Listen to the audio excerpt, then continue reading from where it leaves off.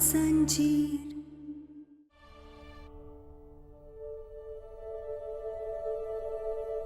Sorry क्या ना, हर जो कुछ भी हुआ नहीं होना चाहिए था। किसी को हक नहीं है तुमसे ऐसे बात करने का, पर मैं किसी की घटिया सोच को नहीं बदल सकता, इसलिए पापा की तरफ से मैं तुमसे माफी मांगता हूं।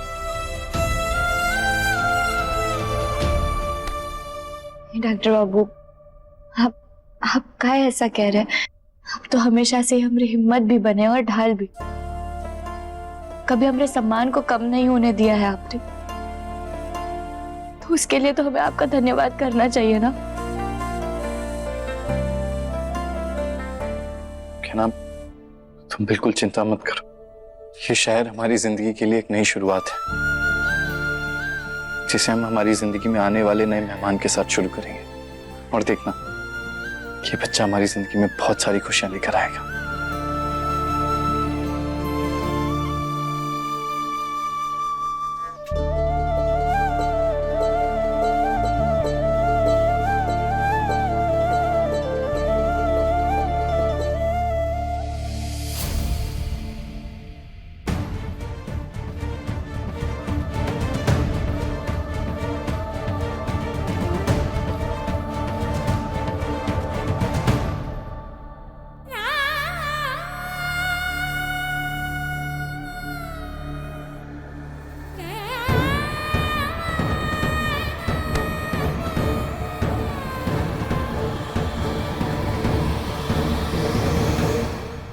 क्या बात है कहना, तुम क्यों इतना परेशान हो रही हो?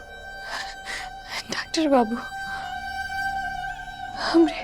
हमरे अंदर एक जान पल रही है और हमें डर है इस बात का कि जब वो इस जिंदगी में आएगा तो क्या उसे भी वही बातें, वही इल्जाम सहने पड़ेंगे जो हमने सहे अब तक? क्या उसे भी वही घर वालों की नफरत से गुजरना पड़ेगा? डॉक्टर बाबू, हम ये तो जानते कि आप हमारे साथ हैं, पर अभी तक आधा परिवार हमारे साथ नहीं है, तो क्या वो हमारे बच्चे को वो दर्जा दे पाएंगे जो उसे मिलना चाहिए? मैं उस गहना के बच्चे को अपने परिवार का हिस्सा नहीं मानूंगा, कभी नहीं अपनाऊंगा उसे। अरे ऐसा क्यों कह रहे हैं आप? वो हमारे आयुष का ही बच्चा है और आप नहीं, वो हमारे आयुष्मान का बच्चा नहीं है। जैसे पहले गहना ने झूठ बोलकर आयुष्मान से पकड़वा शादी की थी, इस बार भी वो झूठ बोल रही है अपने बच्चे के बारे में। मुझे नहीं लगता था कि आप अपने अंधे शक के दम पर एक लड़की के लिए इतना बुरा बोल सकते हैं, चाहे वो सही हो या गलत। लेकिन मैं खुश हूं कि आयुष्मान आपकी तरह नहीं है, ध्यान रखता है वो अपने पत्नी का, और मुझे पूरा विश्वास है कि वो अपने बच्चे का भी ख्याल रखेगा। लेकिन आप ना तो अच्छे पति बन पाए और ना ही एक अच्छे पिता।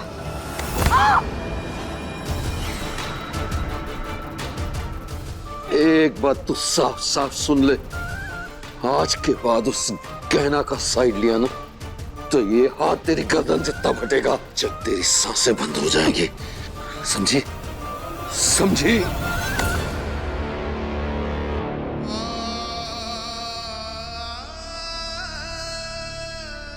कहना, तुम हमारे बच्चे के बारे में सोचकर परेशान मत हो, और ना ही इस बात की चिंता करो कि घर वाले क्या सोचते हैं। तुम और ये बच्चा दोनों मेरी जिम्मेदारी है। डॉक्टर बाबू, आप और हम दोनों इस शहर में नए हैं, कुछ नहीं पता कि अगले पल क्या होने वाला है। हमारा घर तक नहीं है हमारे पास, और ऊपर से घर वाले भी हमारे बच्चे पर उंगली उठा रहे हैं। हमें कुछ समझ नहीं आ रहा है, हमें एकदम से घबराहट हो रही है। डॉक्टर बाबू, कहीं हमारे बच्चे पर कोई मुसीबत तो नहीं आने वाली है ना? कुछ कहना, प्लीज शांत हो जाओ। तुम मेरी तरफ देखो, मेरी तरफ देखो, गहरी सांस लो। हाँ, जैसे मैं कह रहा हूं वैसे करो, सांस लो।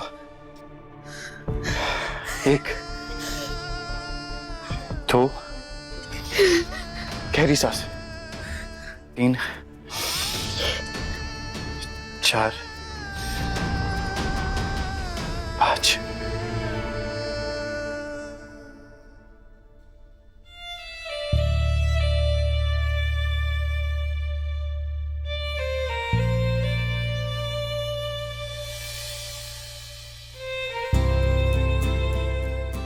तुम अपने आने वाली जिंदगी के बारे में सोचो और मुझे बताओ कि तुम्हें क्या दिखाई देता है।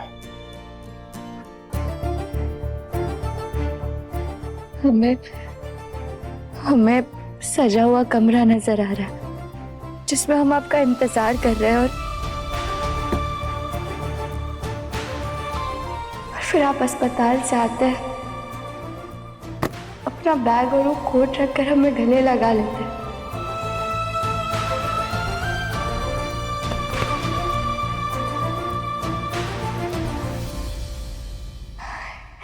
और फिर उतने में एक हमारे बच्चे के किलकारी की आवाज आती है और फिर हम दोनों उसके पास जाते हैं और उसके साथ खेलने लगते हैं।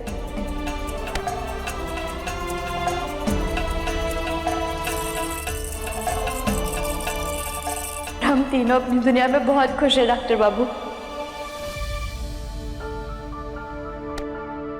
अब कैसा लग रहा है तो?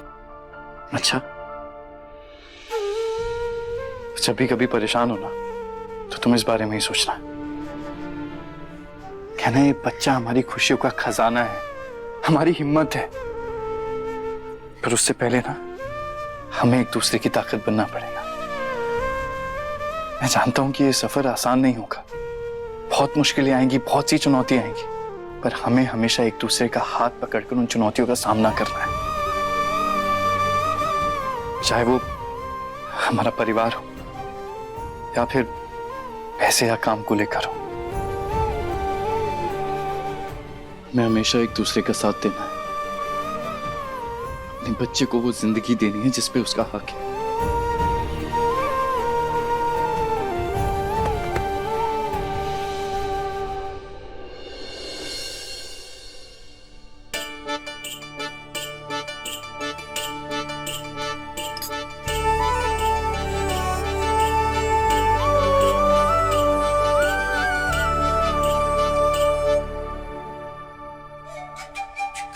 वाह, क्या बात है। दूसरों के घर पे दूसरों के कमाई का खाना कितने प्यार से ठूस ठूस के खिलाया जा रहा है, बताओ।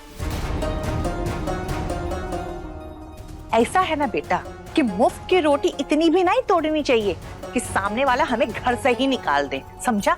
आपको इतनी समझ नहीं है ताई जी कि किसी को खाते वक्त नहीं टोकना चाहिए, खास तौर से उसे जो मां बनने वाली। अच्छा, इज्जत का खाना खाने के लिए बोल दिया तो मेरी बात भी टोकना लग गया। और तूने ये जो कहा था हम आपका किराया भर देंगे, कहां से लाएगा किराया? हम तो अपना सब कुछ बनारस ही छोड़ के आ गए। तूने सोचा है इस लड़की को और इसके बच्चे को तू पालेगा कैसे, बता? उसकी चिंता आप मत कीजिए, मैं अपनी बीवी और बच्चे की जिम्मेदारी उठा सकता हूँ। आज कुछ इंटरव्यूज है मेरे, जॉब मिल जाएगी जल्दी। उसके बाद हमारी सारी प्रॉब्लम्स ठीक हो जाएंगी। हाँ, तेरे पास सब सवालों का जवाब है, लेकिन अभी तक अपने भाई को नहीं ढूंढ पाया है। ये अपने खुशी के चक्कर में उसे भूल ही गया तू। मेरा बेटा पता नहीं कैसा होगा। उसका भी पता लगा रहा हूं मैं ताई जी, जल्दी कुछ ना कुछ इन्फॉर्मेशन मिल जाएगी। हाँ ताई जी, आप परेशान मत होइए, एहसान देवर जी जल्दी मिल जाएंगे। तेरा तो सही है, 10 बार जख्म देके एक बार मलहम लगा दो और सबके लिए अच्छी बन जाओ। अरे जेठानी जी, आप भी कैसी बातें लेकर के बैठ गई। बैठिए ना, आप भी बैठ कर के खाना खा लीजिए। आइए। अरे भाई साहब, आइए आइए। कितनी अच्छी बात है, समय पे आ गए आप तो। अच्छा हुआ आप लोग खुद ही आ गए। मैं नंदलाल को भेजने ही वाला था कि आप लोगों को बुला ले खाने के लिए।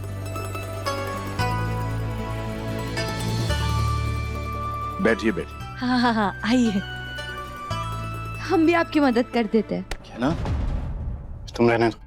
अरे नहीं डॉक्टर बाबू, ऐसे कैसे रहने दे, और हमसे बैठा नहीं जाता। जब तक हम काम नहीं करते ना हमें ठीक नहीं लगता।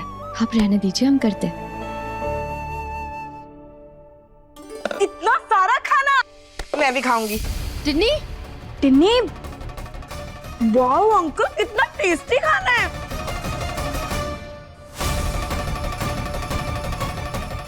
टिन्नी रुक जाओ। टिन्नी, ऐसे किसी की प्लेट से खाना नहीं खाते।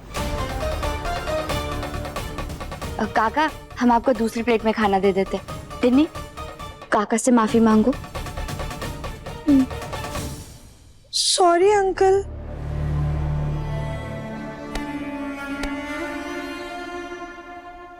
काका माफ करना, वो कहा है ना हमारी टिन्नी मासूम है, उससे गलती से हो गया। हम अभी आपको दूसरी प्लेट में खाना परोस के देते हैं।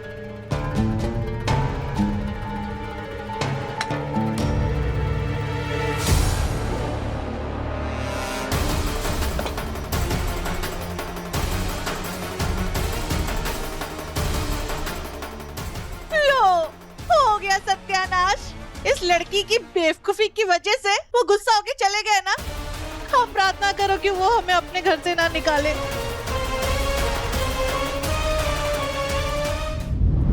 गहना के लेटेस्ट एपिसोड्स कभी भी कहीं भी अभी सब्सक्राइब करें दंगल प्ले ऐप। अपने पसंदीदा शो के फुल एपिसोड देखने के लिए अभी डाउनलोड करें दंगल प्ले ऐप।